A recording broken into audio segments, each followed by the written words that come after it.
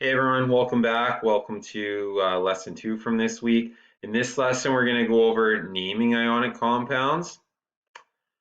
So every compound in chemistry has its own unique name and formula. In Science 9, we're only going to focus on ionic compounds. The rest of the lesson for this week, we're going to go over how to name these compounds, and then next week, we're going to go over how to write formulas for these compounds. So in this unit, we're going to go over how to name simple ionic compounds. We're going to go over how to name ionic compounds that have a multivalent metal. We'll talk about what that is in a minute. And then we're also going to go over ionic compounds that have polyatomic ions that we've talked about before, but I'll explain it a little bit more. So to start off with, when naming simple ionic compounds, now in order to name them, you have to be given the formula. Next week, we're going to show you how to write the formula when you're just given the elements. But for now, you'll be given the formula. So when you name them, the metal always goes first. So the name of the metal always goes first, and you just write it exactly how it is on the periodic table. So like lithium, nothing special, you just write lithium. Remember, ionic compounds have a metal and a nonmetal, so the name of the nonmetal goes second, but you have to change this a little bit. You have to change the ending of the nonmetal to IDE. So you take off the last 3 or 4 letters, different for each one, and we're going to see a bunch of examples, and you replace that with IDE. So an example of a compound between magnesium and oxygen, the name for magnesium and oxygen would be magnesium oxide. We write the metal just like normal, and we change the ending of the nonmetal to IDE. Here's another example. We're given NaCl. So we look on the periodic table, Na is sodium, Cl is chlorine. So we change the ending of chlorine to IDE, so it's chloride. And then we put the two together. It's sodium chloride, and that's the name of NaCl.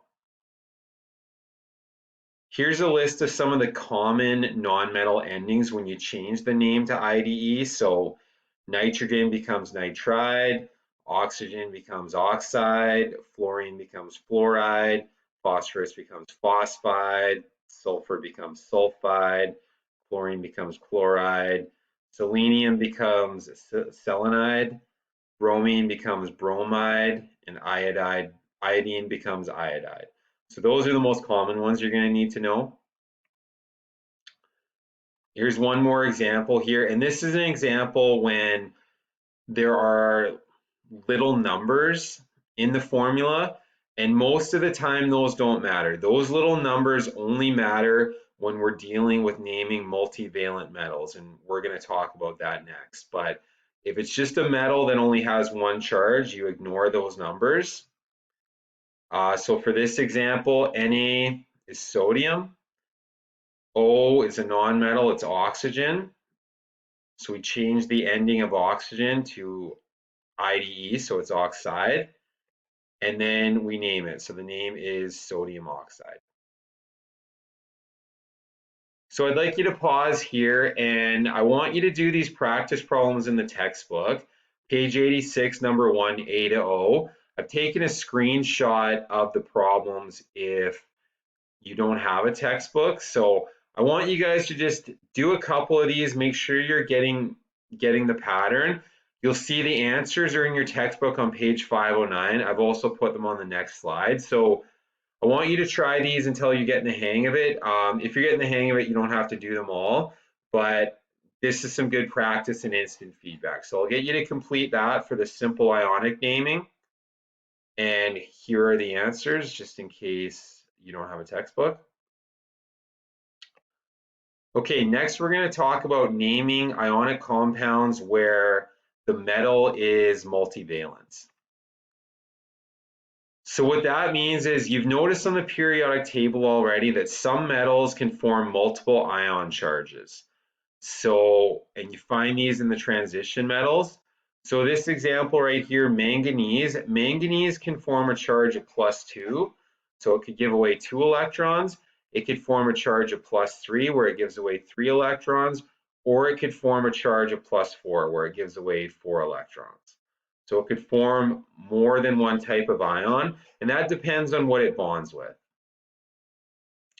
So when you write the name for these, we use Roman numerals to show what ion is bonding in the compound. And just a little refresher on Roman numerals. The Roman numeral for number 1 is just like a capital I. Roman numeral for 2 is 2 capital I's. 3 is 3 capital I's. 4 is an I with, and then followed by a V. And that'll make sense in a second. And 5 is a V. So this 4 just means 1 before 5. So when we get into this, naming them, you're going to need to use these Roman numerals. And the reason this is important, say you were given a name of a compound and it was manganese chloride. We would need to know what ion it is. Is it manganese 2? Is it manganese 3? Or is it manganese 4? Because that affects how many chlorine atoms are present. And that'll make more sense next week when we get into writing formulas from names. So how we figure this out and how we write the Roman numeral in the name, we figure it out based on the charge on the nonmetal. So to do that, we find the charge of the nonmetal, the total charge. If there's more than one nonmetal, we add up the charges. And then that means that the charges from the metal or the metals have to equal that. And I'm going to show you an example and make a lot more sense with this example. So this example right here, CuCl. So we know the Cu is copper, so it's copper chloride, but we're not sure which copper it is because copper can form an ion charge of +2 or +1. So we need to use the formula to figure out what copper it is so we can name it properly with the Roman numeral. So if we look at this here, we know chlorine is always Cl-. It doesn't have more than one option for an ion charge. So that means the total charge from the nonmetal side is -1 on this. So that means the metals have to be equal but opposite to the nonmetals. So if we know the charges on the nonmetals are -1, then the charges on the metals have to be +1. And I like to write a little chart to kind of help me balance it when there's more than one atom. So that means that the charge on copper is +1. So that means the ion in the formula is Cu plus, or Cu +1.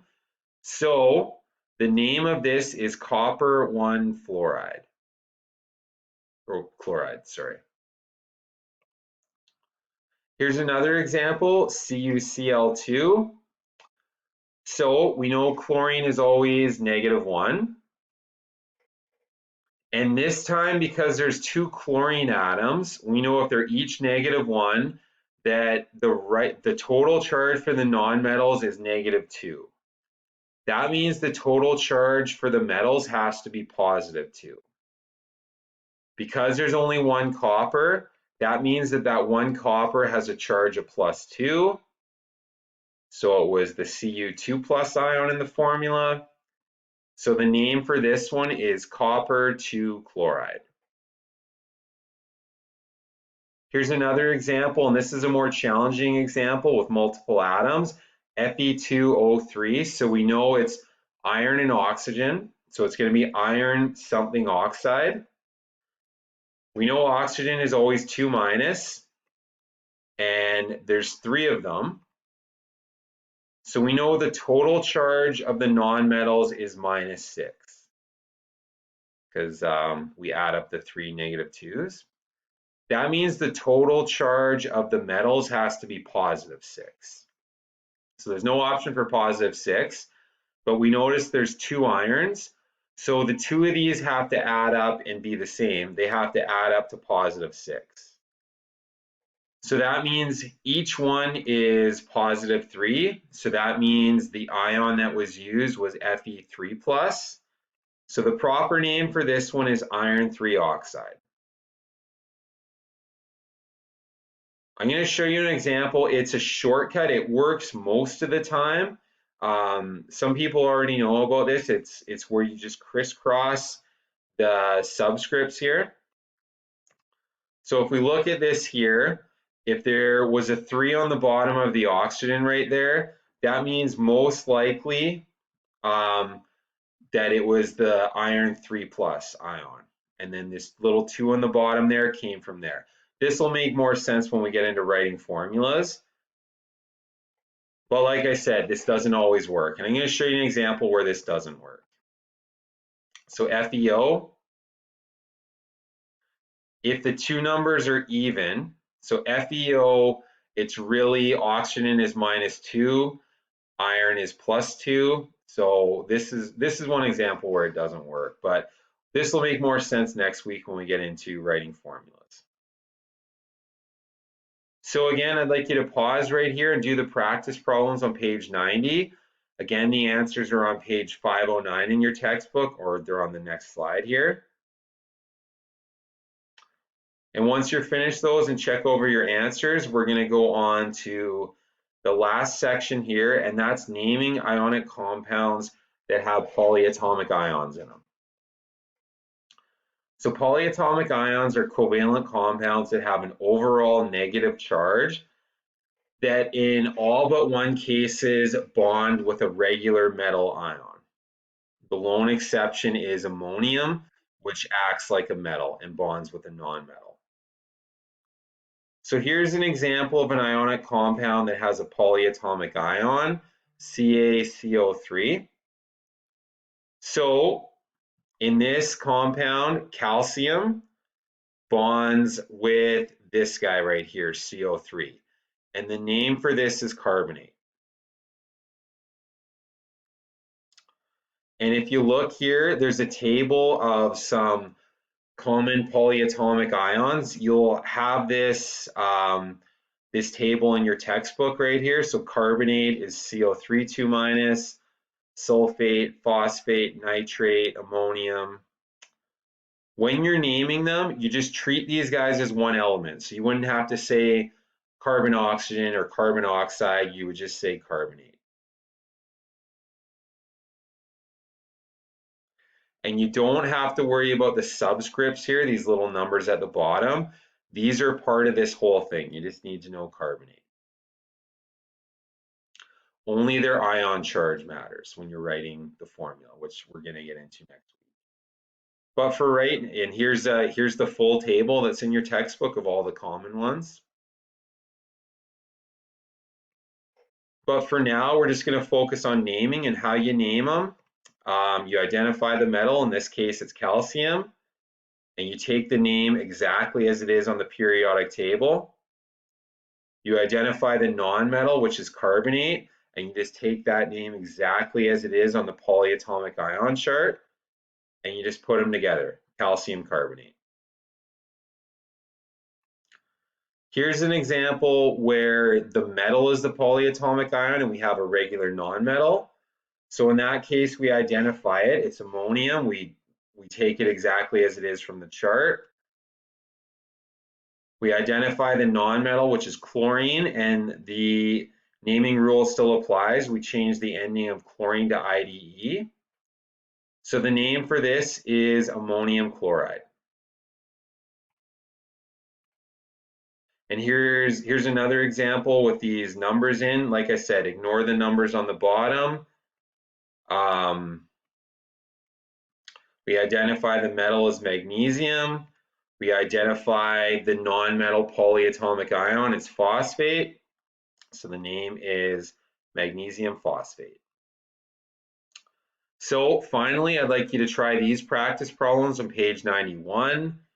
The answers are on the next slide. Here's a helpful video link if you're still having troubles naming multivalent metals. And then I'd like you to finish the second half of the worksheet, so pages 5 to 8, and they're kind of organized. So page 5 just deals with simple ionic compounds. Page 6 deals with multivalent metals, so you have to put the Roman numeral in. and page 7 deals with polyatomic